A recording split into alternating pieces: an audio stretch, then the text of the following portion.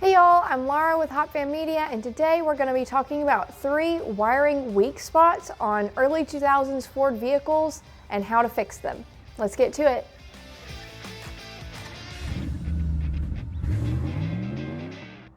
Okay, so let's talk about some symptoms first. One of the symptoms is that your power mirrors don't work, is a great big ground wire in the middle of a loom where the door opens and closes. I found that the ground wire was snapped in half, and the issue that was causing was the power windows did not work. I was able to repair that, but it didn't solve the issue. Another one is that the radio or navigation stays on even when the car is off. There is a splice where 2 wires get joined and make 1 wire just along the driver door. That particular wiring issue probably has something to do with the radio and navigation. If water is ever filled the wiring harness, it is possible, if not likely, that you have a corrosion that's happening in that splice. It didn't cause any issues for me because it wasn't corroded. So I did do some repair because I opened it up just to make sure that it wasn't corroded. And so we will also show that repair.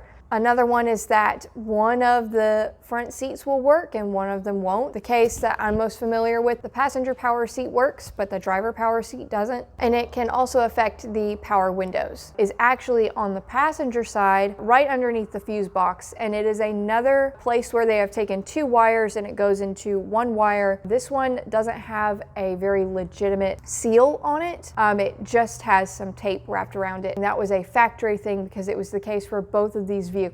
And once the moisture gets to those exposed copper lines, it starts corroding. After that was fixed, the last of the wiring troubles went away. 2 of these wiring weak spots are easily found on Ford forums, but one of them is not. And that one is the one that makes 1 driver's seat work and 1 not work. I discovered this issue when I had 2 of these Fords in at the same time. One of them had leaking problems, so I had stripped it down on the inside entirely, and the other one did not have leaking problems, but it had this same issue of the passenger power seat working and the driver's seat not working. So I was able to test both seats, and both seats worked outside of the wiring loop, but they didn't work inside of the wiring loop.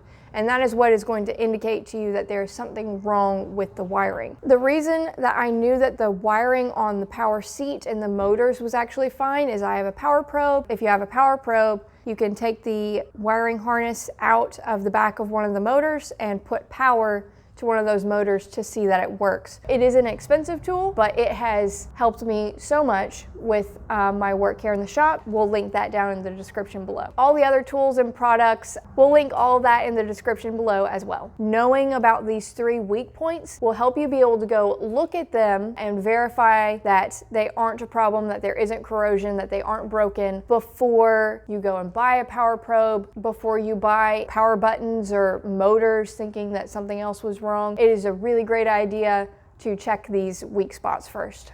This is the big black ground wire that snapped in the middle. These big thick ground wires are more likely to break than the little wires. You're gonna find it right in the middle of this loom. What I did when I fixed it was, instead of trying to do that splice right there in the middle where it had broken, I added in a big bit of wire and connected it on one side and then stuck it in here.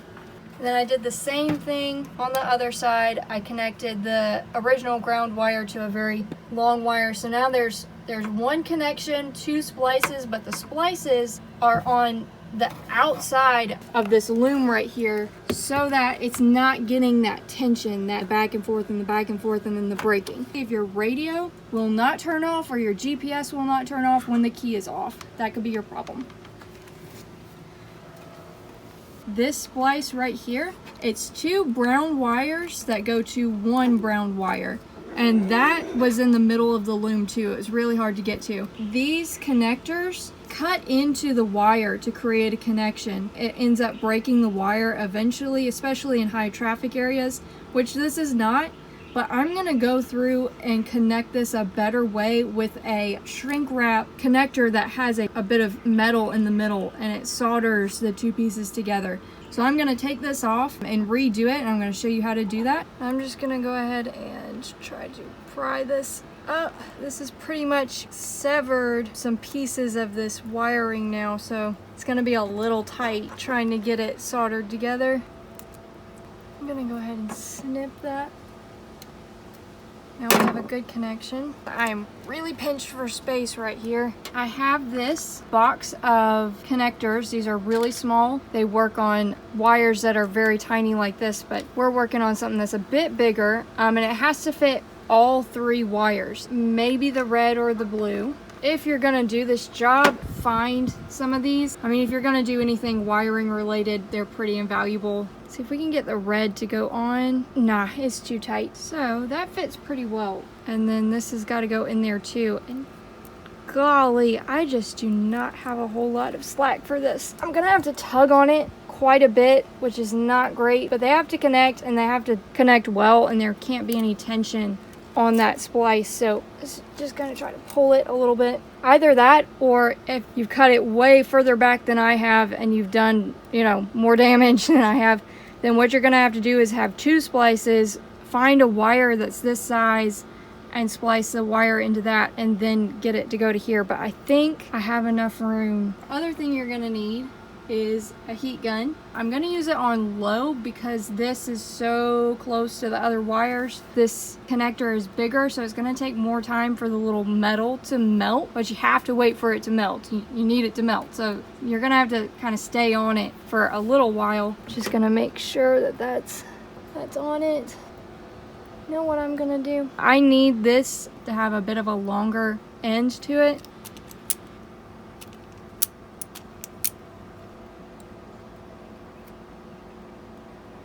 These are nice because you can kind of see through the clear bit where your wires are touching. I would not get them if they're not clear, because it's you need to be able to see what's going on in there.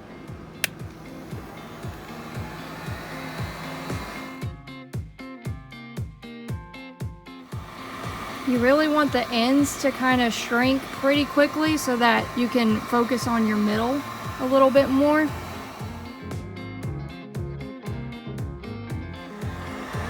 So I'm going to show you close up what this little metal piece looks like when it's melting, because I didn't know at first that I would stop too soon. If you put tape over it, you don't want to see this little metal bit sticking out, so that needs to melt. You can kind of tell that it's melted a little bit, and you want that for sure.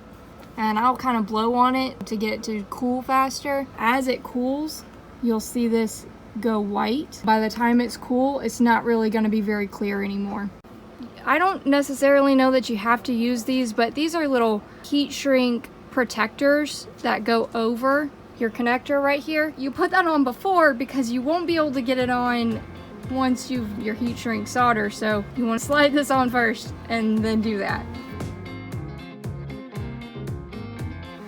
I'm kind of spinning it because I can't get all the way around it, which I can do with this one. And once this is cooled down, I'm going to wrap it up with electrician's tape, even though I've done all this just to be safe. You know, if it ever gets wet, you know, obviously there's dirt in here, dirt gets in here. That's a weak point. Anywhere where 2 wires are connected, that's a weak point. So you just want to do everything you can to make that weak point not as weak. It's still going to be a weak point, but you can kind of beef it up a little bit. And that's still not cooled down, so I'm just going to go ahead and move over to the other side.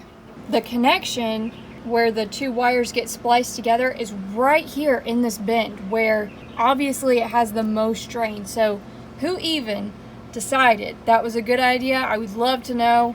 That wire is going to be on the back of your loom.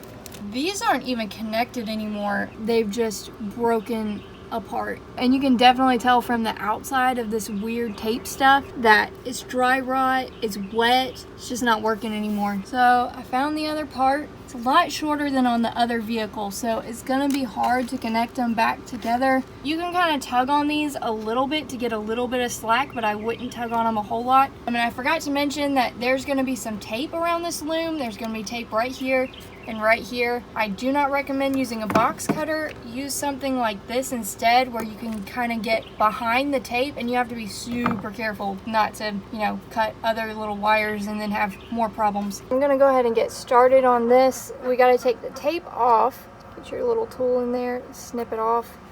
And it'll pretty much pull off from there, probably because it's so dry rot. I think from here you can see the blue on the inside. That is corrosion. So I'm going to snip it off about 1 centimeter off. Yeah, and I can see the shiny in there now. I'm gonna do the same thing with the other one. Yeah, and it's shiny in there. Okay, and then we're gonna do this one.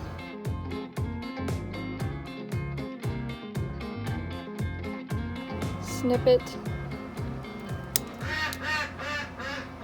And I actually still see some corrosion. So this is gonna be the first one that I try to trim. This is like really difficult place to do it in. Oh, and it just broke off. It's that corroded. Wow. I actually might have to solder a wire to this and then to this, because that's way too short. There's no way I'm gonna be able to get these two connected. That's definitely gonna work right there. I might be able to get away with it. I don't know. The more connections you add, the weaker it's gonna be. In a place like this, where when the cover is on and everything is back together, it's not gonna be too terrible for it to be outside of the loom. I mean, you definitely wouldn't wanna try to shove it back in the loom because it's not gonna work. So I'm gonna go ahead and strip this one. Okay, so I'm gonna use a red one for this. I'm gonna see if it's a little too tight to try to make it into.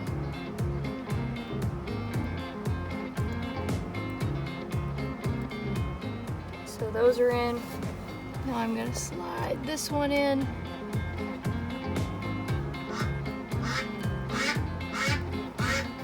Yeah, I think it's gonna be okay. It's a little tight, but it's not too tight. So I'm gonna go ahead and solder this together. So I realized as I was putting the heat shrink on and it was already melted too much to go back, that I forgot to put on the little black heat shrink thing that you slide on first, like I told you how to do. So do as I say, not as I do. I'm gonna wrap it with electrician's tape, or I would have wrapped it with electrician's tape anyway. I'm gonna do it now. It's just gonna be one less step, I guess, and it's one less protective layer. Well, it'll survive, and at least the seat will work. And actually, a friend of mine told me what I didn't know, but the little color bands, that's actually glue. So that's pretty cool too. You wanna be extra careful because you don't want to put a whole lot of pressure on this at all. You don't want to tug on it. It's solid, but the less you tug on it, the more solid it will be. I'm just kind of pinching it in the middle a little bit to make sure it's all good. And I'm gonna bring that back down to the middle. Give it a snip. Squeeze it a little bit, and now we're going to test out our seat and our mirrors. The seat always has power, so whether you put the key in or not, it's going to work. But I went ahead and put the key in because the power mirror does not always have power. It works! Yay! Goes backwards and forwards. Yay! Okay, now I gotta check the power mirror. Put it to the driver. Look at that chicken. Yay, power mirror works too. And that's it. If you found this video helpful, please consider leaving a like or a comment. If you know something about these issues, maybe a different cause that causes these issues with the wiring, let us know in the comments below. Thank you so much for watching, and I will see you again in the shop.